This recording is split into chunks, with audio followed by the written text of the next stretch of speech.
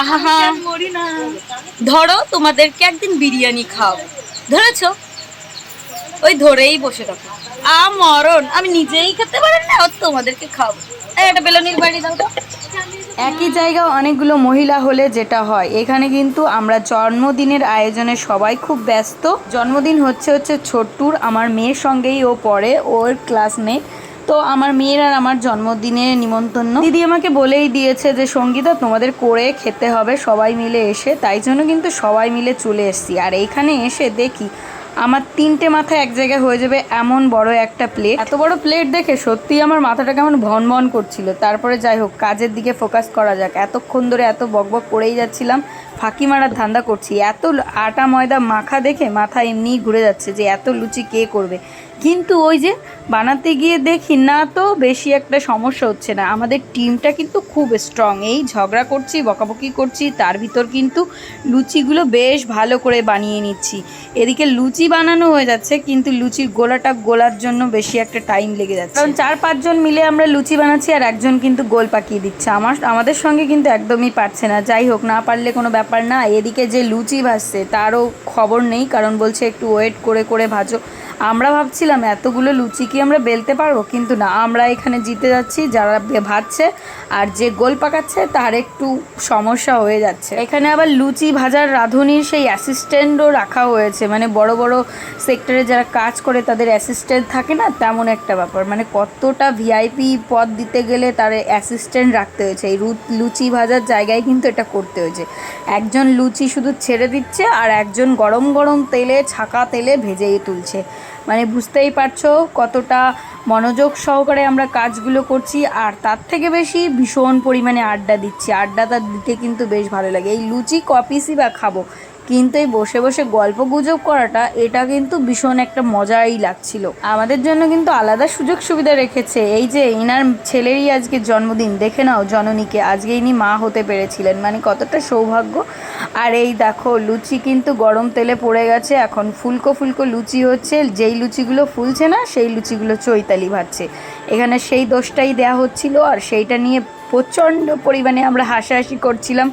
কি বলবো, একজনকে দোষ দিতেই হবে। আর এক একটা লুচির ভিতর কিন্তু এতগুলো মেয়ে মানুষ বসেছি, আর 2-1টা চুল পড়বে না তা কখনো হয়? চুলের সঙ্গে লুচিও কিন্তু আমাদের ভাজা হয়ে যাচ্ছে। লুচি লুচি ফুলকো লুচি, কে খাবে তোমরা, চলে এসো। থাক, আর খাওয়ার দরকার নেই। এই যে এই ভিডিওটা করছি দেখছো, এটা কিন্তু প্রায় 1 সপ্তাহ আগে করা। সেই ভিডিওটা আমি এতটা কুড়ে যে আমি ভিডিওটা দিতেই ভুলে গেছি। যাই হোক, এখন ভাবলাম যে আমার গ্যালারিটাকে একটু ফাঁকা করতে হবে, তাই জন্য কিন্তু ভিডিওটা এডিট করতে বসে গেছি। আজকে দুপুরবেলা জানো তো মাংস রান্না করেছিলাম। এই লুচিগুলো দেখে আমার খুব মনে হচ্ছে যে যদি এইখান থেকে 4 পিস অন্তত লুচি খেয়ে নিতে পারতাম।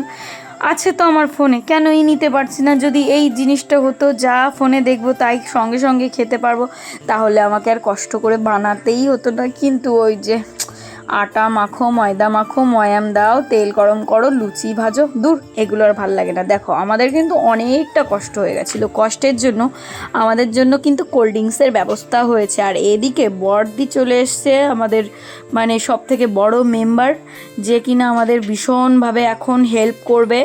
এতক্ষণ পরে এসছে, আমরা তো বলে কয়ে বসালাম। আর এদিকে দেখো লুচি কিন্তু ভাজা হয়েই যাচ্ছে। লুচি ভাজার আর শেষ হচ্ছে না। কত লুচি এখানে আছে বলো তো? 7 কিলো ময়দা। সেই ময়দাগুলো ভাজতে গেলে আমাদের কত টাইম লাগবে? মানে আমরা প্রায় 2 ঘন্টা ধরে এগুলো করেই যাচ্ছি। আমাদের ভিতর ধৈর্য আছে। এই ধৈর্যগুলো শুধু মেয়ে মানুষকে ভগবান দিয়েছিল, তাই জন্য কিন্তু মেয়ে মানুষের পদে পদে দোষ। দেখো, একটা মেয়ে মানুষ কিন্তু শ্বশুরবাড়ি এসে সবসময়ের জন্য কাজ করে, কিন্তু একটা কাজ যদি 19-20 হয়ে যায় তখন কিন্তু কথা শুনতে হয়, পাড়ার লোকের কথা শুনতে হয়। তারপরে সব কিছুতে মেয়ে মানুষের দোষ। আমরা যে এত কষ্ট করি তারপরেও কত দোষ যে ধরে লোকে। যাই হোক, আমার মেয়ে কিন্তু ওর বন্ধুর জন্য একটা জামা কিনে নিয়ে এসছে। আজকে আমাদের এখানে দোকান কিন্তু খোলাই ছিল না, তারপরে দেখলাম একটা দোকান খোলা আছে, সেখান থেকে একটা গেঞ্জি নিয়ে এসে ওকে দিলাম। ও তো পরিষ্কার মানুষ, কালো গেঞ্জি খুব ভালো লাগবে। আর এখানে কিন্তু ছোট্টুর জন্মদিন শুরু হয়ে গেছে, আর ওদিকে কিন্তু লুচি আমাদের ঘুগনি হয়ে গেছে। আর দিনটা কেমন ছিল জানো? শনিবারের দিন আমাদের গ্রামের প্রত্যেকটা মানুষ মাছ মাংস কিচ্ছু খায় না, সব আর কি বড় বড় সাধু। এত সাধু যে মাছ মাংস খায় না, তার জন্য কিন্তু নিরামিষ ঘুগনি আর সঙ্গে লুচি তৈরি করা হয়েছে। এই জন্য খরচাটাও কম। একটা কেক আনা হয়েছে আর বাচ্চাগুলো সব ওকে ঘিরে ধরেছে, বলছে আমরা একসঙ্গে কাটবো, ঐক্যবদ্ধভাবে কাজ করব, এই নিয়ে যুদ্ধ চলছে আর কি। দেখবে তোমরা, একটু ওয়েট করো। আর এদিকে কিন্তু বড়দের আশীর্বাদ পর্ব শুরু হয়ে গেছে। আমার মেয়ে দেখো ওর বন্ধুর হাত ধরে বলছে তোর সঙ্গে কিন্তু আমি কেকটা কাটবো, আর ও বলছে না এসব হবে না, কোনোভাবে সম্ভব না। যেটা হয় আর কি বাচ্চাদের, ওটাই দেখছিলাম। আর এদিকে আর কি ওর 7 বছর হবে, সে 7 বছরের কেক কাটিং হয়ে গেল। ভালো থাকো বাবা, সুখে থাকো, অনেক বড় হও, জীবনে অনেক কিছু করো। আর কি বলবো বলো, বাচ্চাদের সুস্থতা কামনা করেই আমরা বড়রা আশীর্বাদ করতে পারি। দেখো এই যে কিন্তু ওর মা ওকে কেক খাইয়ে দিচ্ছে, আমার সিনজিনিকেও খাইয়ে দিল। আমার সিনজিনি কেকটা মুখে দিয়ে ও মিটমিট করে যাচ্ছে, কি মজাই না লাগছিল, কতক্ষণ ধরে অপেক্ষা করছিল।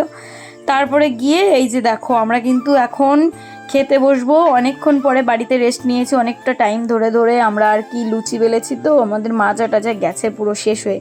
তারপরে আসছি এখন খেতে লুচি ঘুগনি, তো এখন খাওয়া দাওয়া করবো।